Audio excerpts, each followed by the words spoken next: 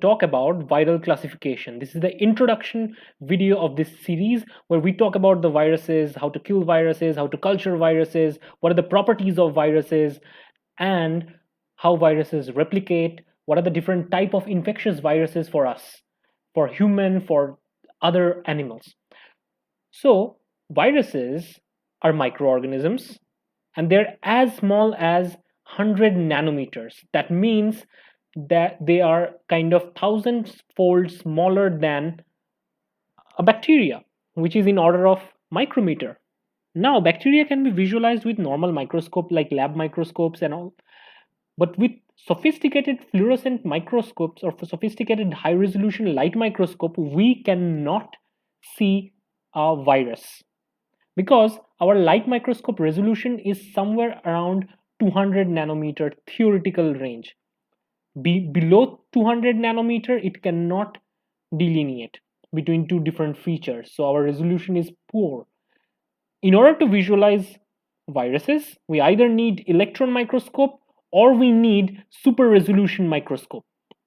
Obviously, there are other biochemical and molecular way of detecting virus, but just to visualize them, we need either super resolution or electron microscope. So they are that small. So let's talk about few quick features about the viruses. So they are inanimate objects, they don't have a cellular organization, and when they're outside of the host, they are pretty much inanimate, they don't have a life, but they come to life when they get inside the host, pretty much like the zombies. So viruses are obligate intracellular parasite therefore, right? Now, despite of no cellular organization, one might expect that their mode of replication or their mode of reproduction would be relatively easier, just like budding kind of stuff, which yeast used to use, right? Unfortunately, it's way more complicated than we can imagine, and they have sophisticated mechanism that they use for replication. I have several videos on viral replication, both for RNA and DNA viruses, so do click on the link at the end screen to visit that. Now, they are unaffected by the antibiotics because they are not bacteria. So why they would be affected on antibiotics? And because bacterial membrane property or the way antibiotics work is very different for viruses. So this is an overall structure of a virus. And let's just go through its key features one by one. So first of all, they have a coat. It's like a jacket. So the jacket of the virus is known as envelope. Mostly they are made up of lipids, which are derived from the host cell membrane. Now, if you go inside the envelope, there would be a proteinaceous coat. This proteinaceous coat is known as capsid, which is encasing the viral genome. So that means if you remove the capsid, what you would end up getting is the viral genome, which might be DNA or might be RNA. And viruses are the only one type of organism in this whole world who use DNA and RNA. I mean, they can potentially use DNA or RNA as the genetic material. All of the organisms use DNA as their genetic blueprint.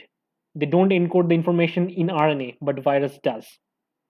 And that has a very interesting implication in terms of evolution. People think that these viruses are the prevalent organisms from the RNA world. Now, they have different type of capsids, and capsids have different shapes and sizes. These capsids can be classified based on their symmetry. Like here, in tobacco mosaic virus, we see this kind of helical organization of the capsids with the advancement of structural biology, and now we classified that as a helical capsid symmetry. Now, there are other capsid symmetry types, such as icosahedral. Like adenoviruses have this kind of symmetry. We'd come to what is icosahedral and all of these things. Very few viruses have very complex kind of capsid symmetry. And we're not going to talk that much about these complex symmetry in this video, but let's talk about icosahedron, which is a polyhedron having 12 vertices and 20 facets. So simply, this icosahedron symmetry can be also present in the capsid. That means it simply has 20 faces. Now, the shape of these the monomers of these icosahedral capsomeres or these icosahedral capsids might be varying in shape. For example, this case, the facet is triangular in shape, and in the lower example, it is hexagonal in shape.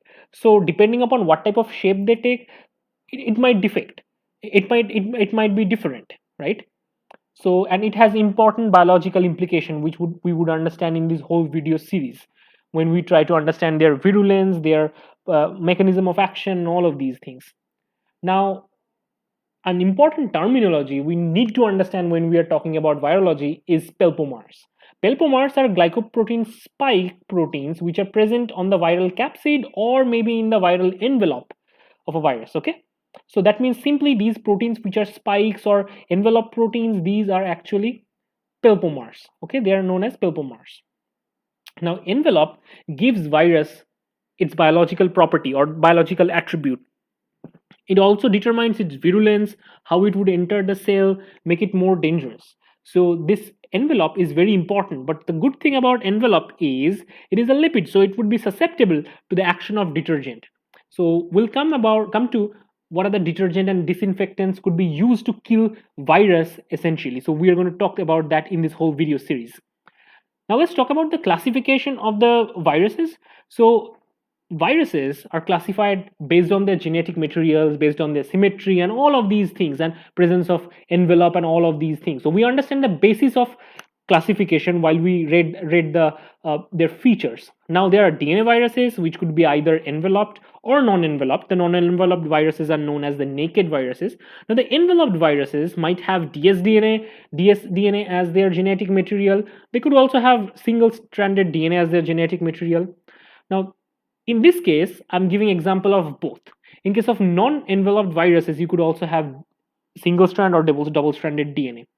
For double-stranded DNA viruses which are enveloped, key examples that we always get to hear from people are herpes, hepadina, pox, etc. Whereas in case of the double-stranded DNA, they are papova, adeno, and parvoviruses. Parvo is the single-stranded DNA viruses which are naked. So this is a very important concept or very important classification that we just need to keep in the back of our head. Now, RNA viruses also have RNA as their genetic material. So they could have either double-stranded RNA or a single-stranded RNA. Now, the single-stranded RNA, the key example of the double-stranded RNA virus is a reovirus. Now, the single-stranded RNA viruses are divided or the subclassified into two groups: positive sense RNA and negative sense RNA.